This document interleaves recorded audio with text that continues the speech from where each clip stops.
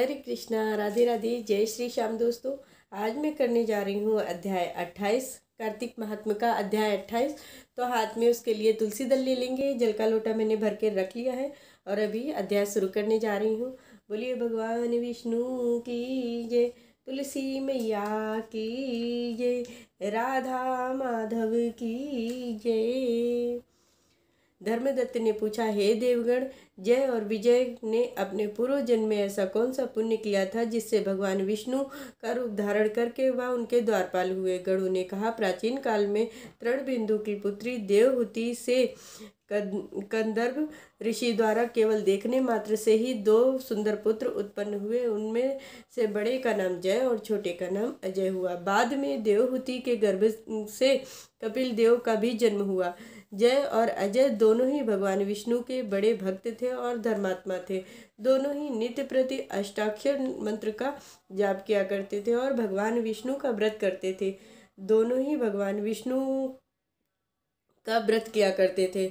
भगवान विष्णु उन दोनों भाइयों पर अत्यंत प्रसन्न थे और नित्य पूजा के समय उन्हें दर्शन दिया करते थे। एक समय राजा के निमंत्रण पर देवऋषि नारद गणों सहित राजा के यज्ञ में पधारे।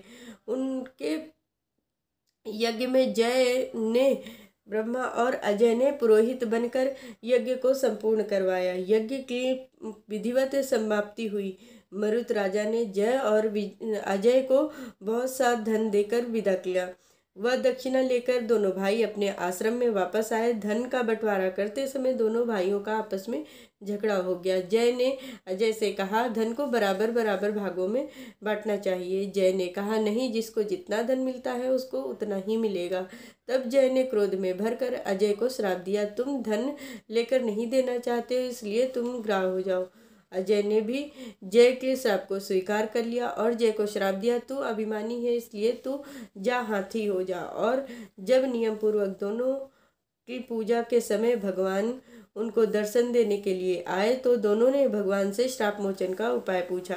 दोनों ने प्रभु से कहा, हे देव, हम दोनों आपके भक्त हैं, मगर हाथी की योनि में कैसे आपकी पूजा अर्चना करेंगे?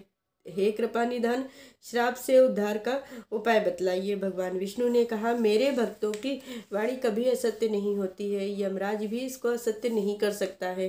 पूर्व काल में मुझे भक्त प्रहलाद के कहने पर स्तंभ से प्रकट होना पड़ा था और राजा अम्बरीश के कहने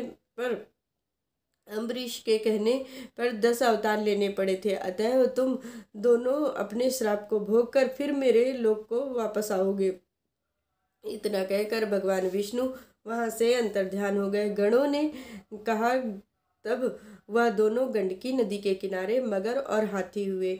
जाति स्मरण रहने के कारण इस योनि में भी वे भगवान विष्णु का नियम पूर्वक व्रत करते रहे। एक दिन कार्तिक मास की पूर्णिमा को वह हाथी स्नान के लिए गंडकी नदी के किनारे गया। तब पिछले जन्म का श्राप स्मरण करके मगर ने हाथी को पकड़ लिया। मगर के पकड़े हुए हाथी ने भी भगवान विष्णु का स्मरण किया। फिर क्या था, तुरंत ही शंख चक्र गदाधारी भगवान विष्णु ने अपने सुदर्शन द्वारा उन दोनों मगर और हाथी का उद्धार किया और उन दोनों को अपने जैसा रूप देकर बैकुंठ ले गए। उसी दिन से उस स्थान का नाम हरिकेश प्रसिद्ध हुआ। चक्र के आघात से वहां के पत्थरों में भी इसके निशान हैं।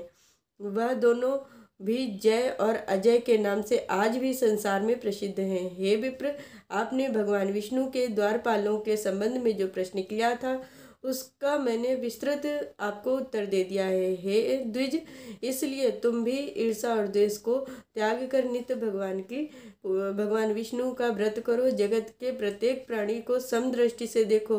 तुला, मकर और मेष संक्रांति में नित्य प्रति स्नान किया करो। एकादशी का व्रत करो। तुलसी के वन की रक्षा करो।